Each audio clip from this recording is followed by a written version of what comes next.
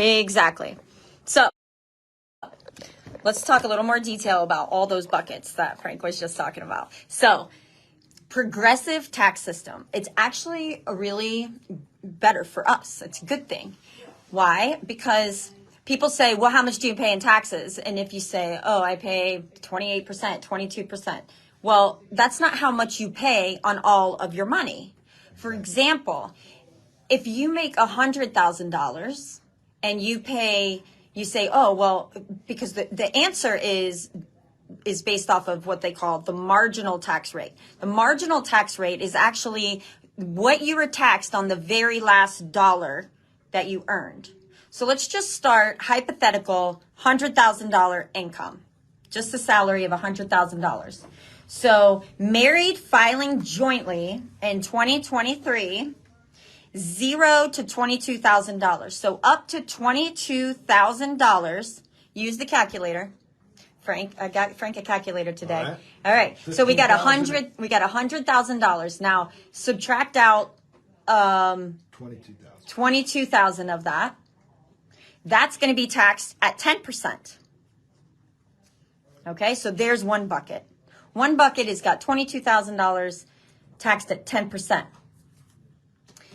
Now we're going to have the second bucket of income. And here's what I'd like to figure out. How much money is in this? So the next dollar, after that 22,000, the very next dollar, which is $22,001, up until $89,450, that amount of money, which I'd like to know, how much money is that? Take, yeah, I see what you're saying. yeah, and that's going to be taxed at 12%. I'm making Frank do all the math. It's kind of fun. There you guys can see. I make him do the hard work. So, yeah, so from $22,001 up to $89,450, that bucket of money is taxed at 12%. Now, when you go from $89,000, the very next dollar, $89,451, up to $190,750 is taxed at 22%. $67,450 is the difference between $89,450 minus $22,000. Okay, so that's how much is in bucket 2. Now let's figure out what is going to be left to be taxed at 22% on $100,000. This is like Jeopardy. So the reason that having a progressive tax system benefits us is because all of our money, what happens if you got a raise? Let's say you were making $89,450 a year and you were only paying 12% in taxes. Not bad. But then you get a raise for $5. Now suddenly you're making $89,455 and you're being taxed at 22%. Guess what? That was not a raise. You are now bringing home less money than you were before you got your raise. But that's not how it works. Why? Because we have a progressive tax system. So what do we got? Frank looks like he's got some answers over here. All right, Frank. $10,550 would be your highest bracket. At 22%. At 22%. So the first $22,000 is going to be taxed at 10%. That's right. And that first bucket has $22,000. It's going to be taxed at 10%. That second bucket, Frank, has how much money in it? $67,450. And that's going to be taxed at 12%. And then finally, our third bucket of money has how much? $10,550. $10,550 taxed at 22%. So in this example, until this person, because that tax bucket, that bracket, as they call it, we're calling it a bucket, actually that 22% goes from $89,451 all the way up to $190,750. For married filing jointly. Married filing jointly. Two people. The brackets are different for single, but for this example, they have another $90,750 they can earn in order to stay at that 22%. This is for bracket. This year, next tax year. This is not for, because you only have a few more days in the previous tax season to close out your taxes. for 2022. Without extension. These should be the numbers for 2023 tax year end. This year, but you're going to file these taxes at the end of this year. Of course, Just yeah. Clarifying. Yeah. Okay, so the next bracket that goes up. So there's a few more buckets just to finish out the conversation. 190,751 up to 364,200 jumps up to 24%. Not a big jump. So 364,200 down, you're at 24% or less. Once you get to $364,201, you jump up to 32%. Just about 1/3. Yeah, you jump up to from 24% to 32%. Yeah, like you said, 1/3 of your income. So from $364,201 up to $462,500, you're paying 32%.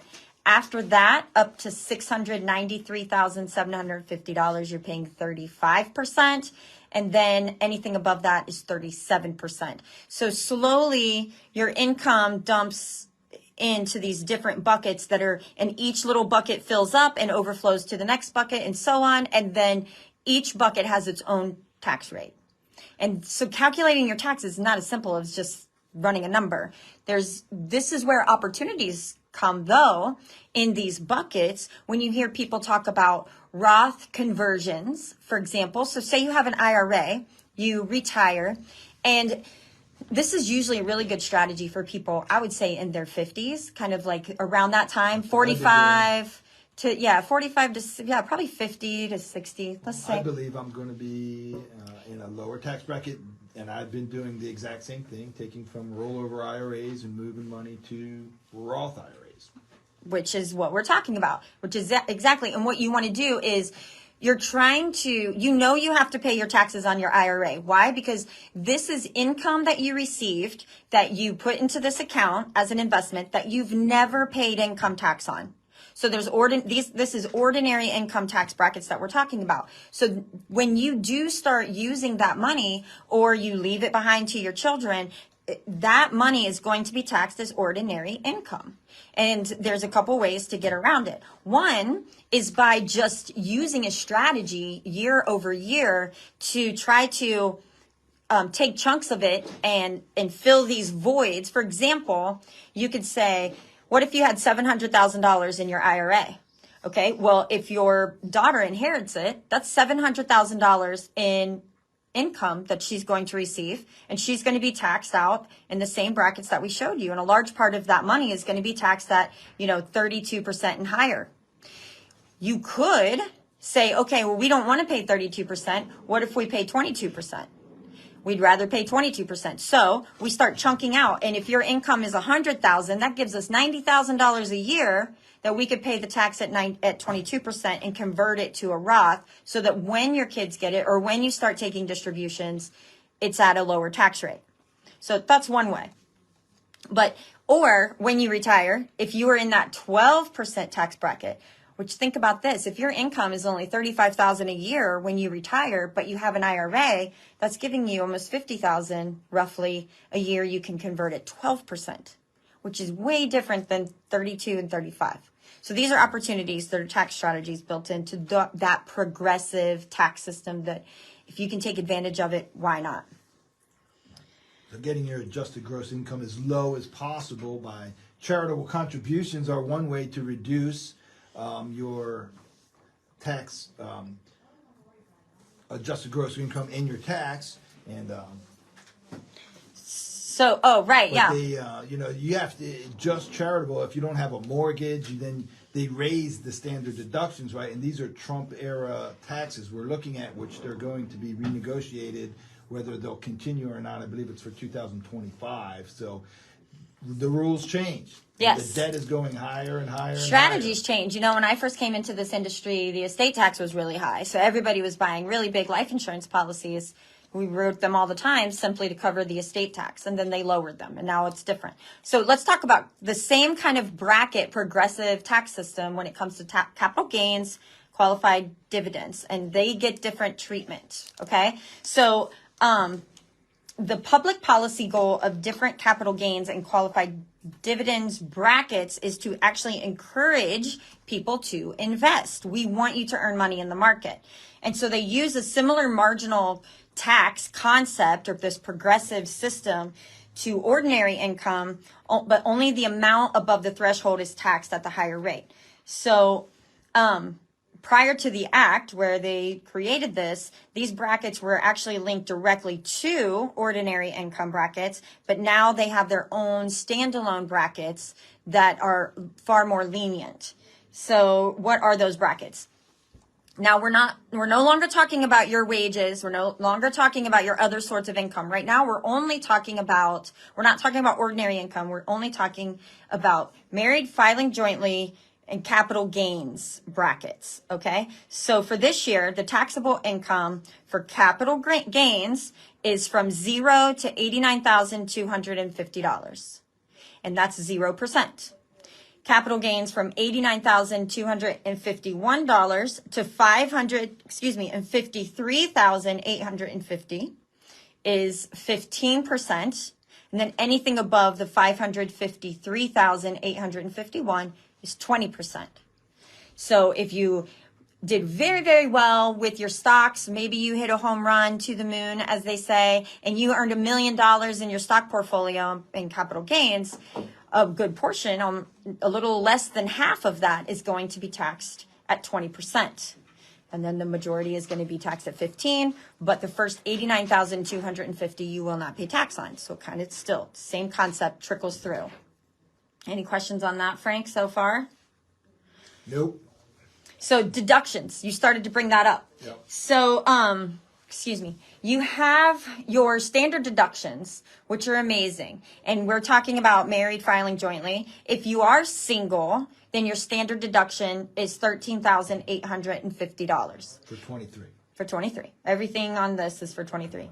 Married filing jointly is $27,700. So right away, if you're earning $35,000 jointly, immediately that $27,700 is a deduction. There's other itemized deductions that you can use. You mentioned some of them, Frank. Mortgage interest on debt up to $750,000, not including HELOCs. And then charitable gifts of cash or check up to 60% of your income. And then state and local property taxes up to $10,000. State and local Property tax up to $10,000. Right. Up to $10,000. You have a sales tax deduction in there? I do not. The additional deduction for those, I don't know. What are you thinking of? Yeah. If you have a business I'm fairly certain you check through your tax advisor, but sales tax. That you paid through your business? No, you go to Walmart, you go pay for a set of tires. But do you have to have a business to use that as a standard? If you qualify, if you can exceed, if you're going to file a Why don't you look it up? You look it up while I'm going through here. Let's get some verification on that. So the additional deduction would be for being over the age of 65 years old. You get an extra little tax break on that. Some credits, incentives. One is the healthcare tax credit, the earned income tax credit, education credits, savers credits, and child credits. I get the child credit for sure. And so here's a hypothetical, okay? So you have a gross income, married, filing jointly, two people who earn 40 or receive 40,000. It might not necessarily be earned income. It could be Social Security income, could be from your IRAs, but it totals $40,000. Now, here's two of you, married, filing jointly. You immediately get to reduce that and by $27,200. Here's what I was going to put Frank back to work on the calculator. So I found an answer, but okay, we'll go back. Well, go ahead. Give us the answer, and then we'll do this example. This is from the IRS.gov. The sales tax deduction calculator helps you figure out the amount of state and local general sales tax. You can claim when you itemize deductions. You have to itemize, right? Okay. On Schedule A, your total deduction for state and local income, sales and property taxes, the total, so property is included in there, is limited to a combined total deduction of $10,000. Are you sure that's not 5,000 if married filing separately? Are you, when you're saying sales, like you're saying for the sale of your home? No, you're talking about buying a set of clothes at Walmart, buying groceries, sales tax. Okay. I'm not sure If if I'm you're a CPA 100%. and you want to call Yeah, in, we you need a call CPA to call in because I'm Call not in sure and I'm keep us buying straight. what Frank's cooking over here. I'm fairly certain it's the case. All right, that's why we'd love to hear from a CPA to confirm what he's got You going can on. take, if you can itemize and you can add, you don't exceed 10,000 with your property Well, tax I'm from your saying mortgage. that applies to property taxes. No, it says right here. This is the IRS website. Your total deduction for state and local income, sales and property taxes is limited. So to sales, a combined total deduction. Sales of what? Sales of state tax that you paid. See? Okay. Total deduction, state and local. Let's go back to this example. Yeah, all right. We're going to get everyone confused. So here we go. Get your calculator. 40,000 in income minus the married filing jointly standard deduction of 27,700. Now, both of these people are 65 years old, so they each are going to get the deduction for being 65 and over, which is 1,500 each. So how much is that? The calculation went to 12,300. So that's 1,500 times 2 is 3,000. So now subtract the 3,000. So we got 40,000 minus 27,700 minus 3,000. Okay. Give me the calculator. This is actually fun watching him do this math. If your wife was here, she'd be so proud because she's a teacher. I'm at 12,000. That's the first calculation. What do you want to do with that? Minus another 3,000. Minus 3,000. Okay, how much is that? 9,300. Okay, so now they have 9,300 in income, We're talking but about they made a couple contribution, 65 and older. They made a contribution to their IRA in the amount of $2,000, so you can subtract that. $2,000 IRA rollover. So 7,300. So now they have $7,300. That's where they're going to start with that tax bracket. That's where the adjusted gross income, AGI, common reference. There it is. Yes, there it is, 7,300. And what is that first tax bracket taxed at? 10%. 10%, so $730. And because they made a contribution to their IRA, they actually are going to get a saver's tax credit worth $1,000. Thank you, federal government. Winning. So this lovely couple is not going to have to worry about paying taxes. Hopefully they'll get a tax refund. But consult your local CPA. We are not CPAs, licensed tax advisors. We're financial planners. But we want to, and we use software, which I live by. I love calculators. I love accuracy. I love efficiency. And it's just easier. And you plug in. So, for example, if you bring in your last tax return or possibly the last two tax returns, I can implement it all, input it all into this tax software called Tax Clarity. And Tax Clarity is actually provided all the information that I'm sharing with you today because of compliance. We have to make sure that it's all on the up and up.